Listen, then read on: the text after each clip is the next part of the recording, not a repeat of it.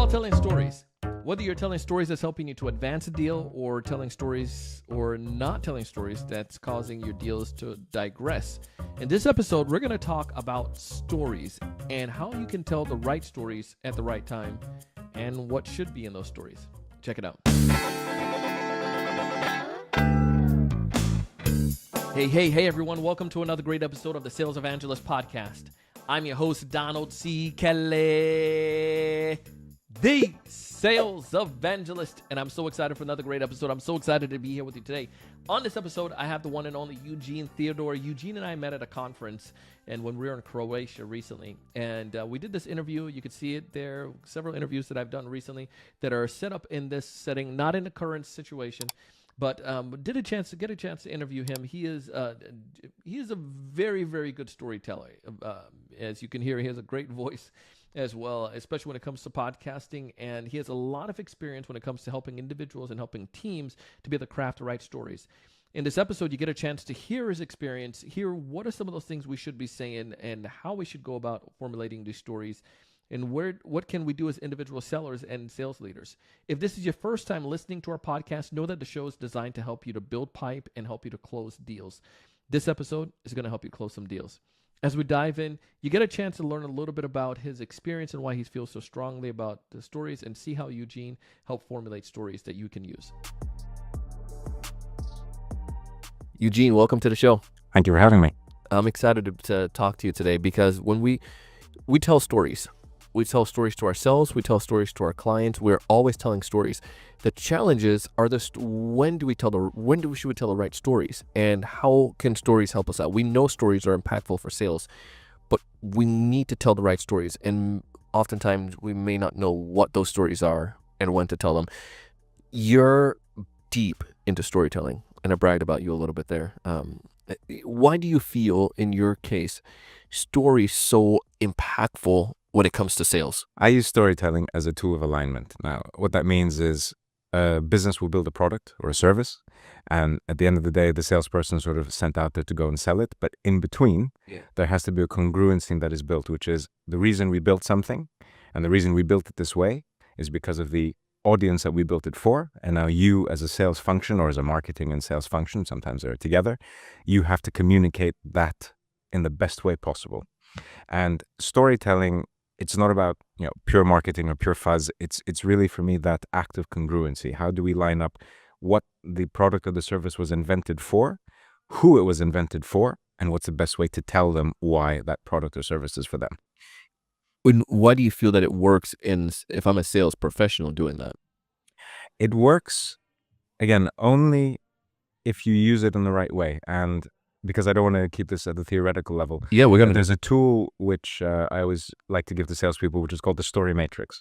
Okay. The story matrix, very simply, is, if you think of your typical consumer buyer journey, right? Awareness, consideration, decision-making, and then, of course, retention or repeat purchase. Along that journey, the end customer that you're appealing to will have different needs. Yeah.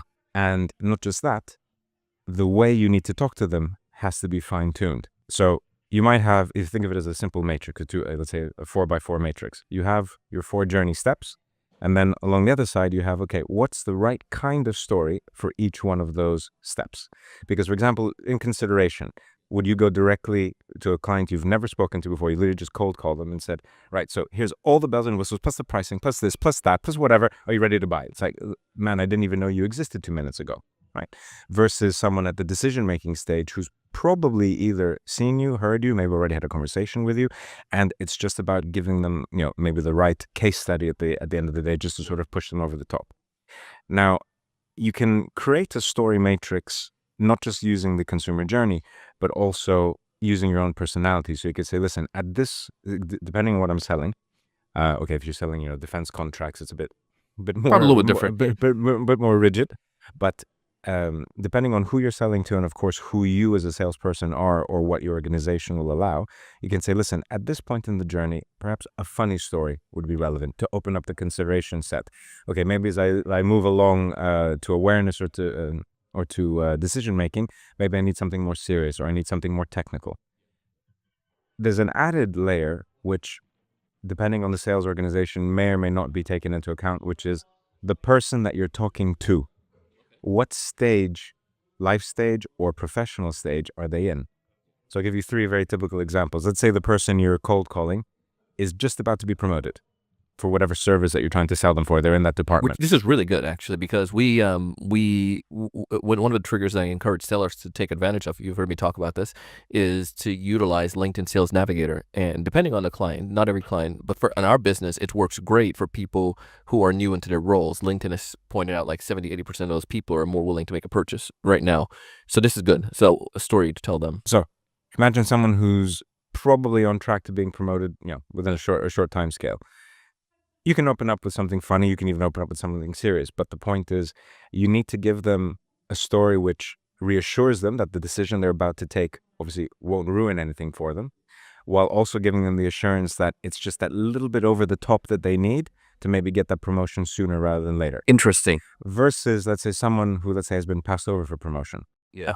They don't need a slight assurance. They need you to come in and say, whether you're funny or serious or whatever, if you make this decision today, it's going to change your life. You personally, within your organization, then of course you personally, the repercussions of that.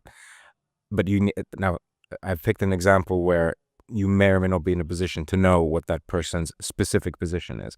But there are ways, even just through the normal correspondence with that person, to find out, okay, if it's not their professional situation, what are the different elements in their personal situation? Can you connect on family, on kids? Can you connect on sports? Can you connect? What's the metaphor of their life that they're trying to, that they would find themselves drawn to? And then you can then plug in your pitch or plug in your awareness or plug in your content and say, if it's first stage awareness, first call, just happy to meet you. I think we both like, this baseball team. It doesn't matter. I'll call you again in a week, once we see, if they win or they lose the World Series or whatever, and you have to work it in. But that matrix is really a tool to help you create the stories that you personally have, to loop in the stories that your employer, your brand, your business has also hopefully equipped you with, or you can work with the marketing or other teams, sort of develop some of them.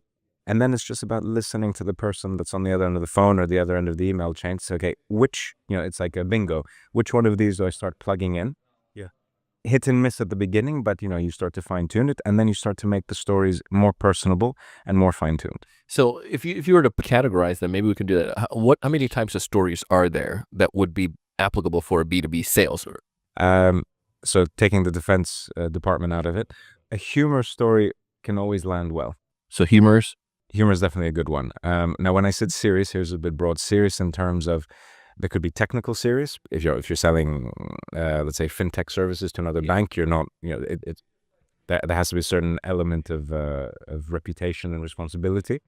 So there's technical serious. There could also be just, if I'm selling a kind of medical device or a medical intervention, there has to be serious with just a level of respect that comes with it. So there's different kinds of serious. There could be adventurous. Yeah. Right. Again, depending on the domain, on the industry, or depending on the person that you've identified. If for whatever reason, maybe on LinkedIn, you said using Sales Navigator, they might have expressed that every weekend they go hiking. Yeah. Okay. Find an adventure story to lead the way in and connect it back to the business, connect it back to the product or the service you're selling.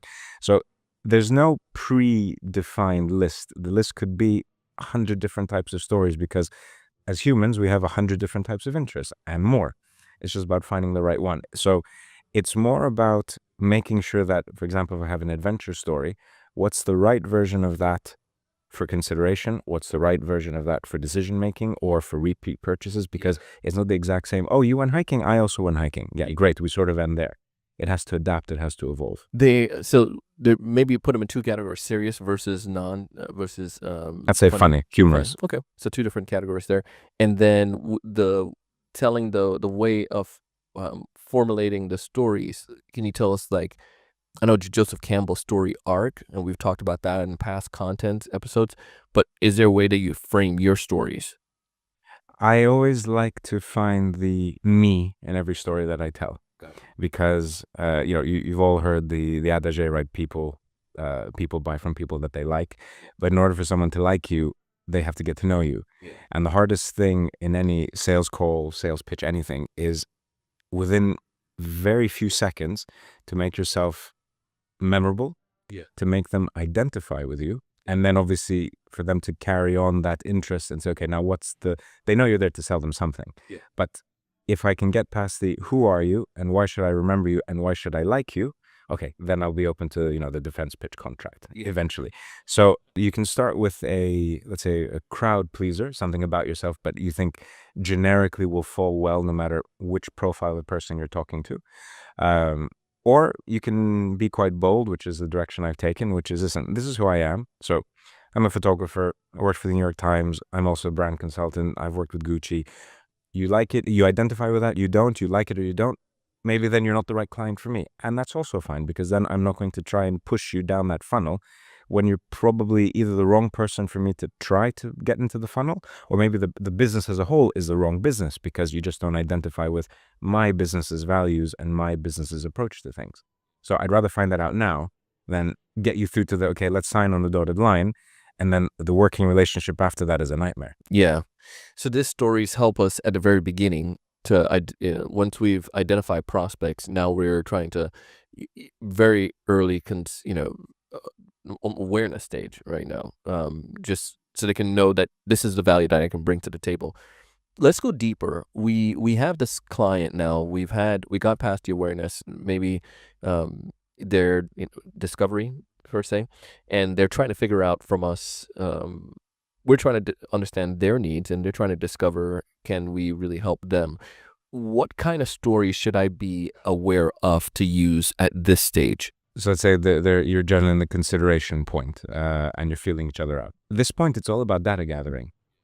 They're trying to understand what it is that you do, and if you're a fit, you're also trying to do the same. At this point, it's just it's really about just honest interactions. So, like we've heard in some of the other conferences and talks, every time they ask you something, which is obviously they're trying to put you in a box, you need to sort of counter that and say, well, why are you asking that? What is the importance of that? Is it something that is high priority, low priority? And then you can start to do sort of your own, not a story matrix, but let's say a sales matrix, a map, which will start prioritizing things and saying either they're a good fit or they're a semi-fit, or they might be a fit in the future once we have this service available, or once we fine-tune it, or we might plug them in with something else first as a case study, as a tester. Maybe they're not ready to go the full hog and buy the full packet. So it really is about just pure understanding, exploratory understanding. And for that, you just need to be ready to ask a lot more questions than they are. Sort of basic interview technique. Anytime you're being interviewed for a job, the number one rule is get the person interviewing you to talk more than you do. Because once they leave the conversation, like, yeah, actually, I had a good time. Why? Because I'm the one that ended up speaking, and I love hearing myself speak. Yeah. So this person was really interested in me. But the point is, you need to be listening to what they're saying. Yeah.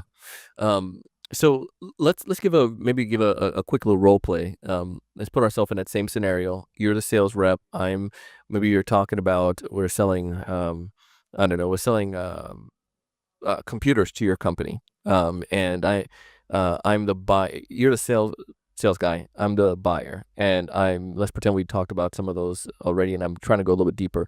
Maybe you can use a story to help me.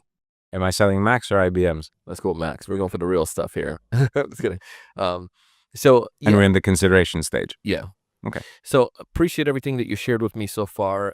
Definitely, it seems like the way that these Macs could be helpful for our sales team, and we could lease them to be able to help us out. What else am I missing? Is there anything else that I need to understand? I think the first thing that in order to better answer, I think the first thing we need to understand is, are you looking for a long-term solution or a short-term solution? Let's start from there. We're definitely looking for a long-term solution. Why? Because we want to make sure that I don't want to keep switching, and I want to make sure my team's comfortable with it. And it's very disruptive right now when we're trying to switch systems, and I don't want to do this again. So what happens to your teams when there's let's say, an infrastructure update? We have to get stuff shipped out. 60, 70, 80% of them are remote. So if the stuff is shipped to them, we have to get stuff set up. We have to get the technical folks involved. We obviously can't make money because we're not working. Because there's downtime. And I have, maybe they have two systems that they're working off of until one of them get up and going.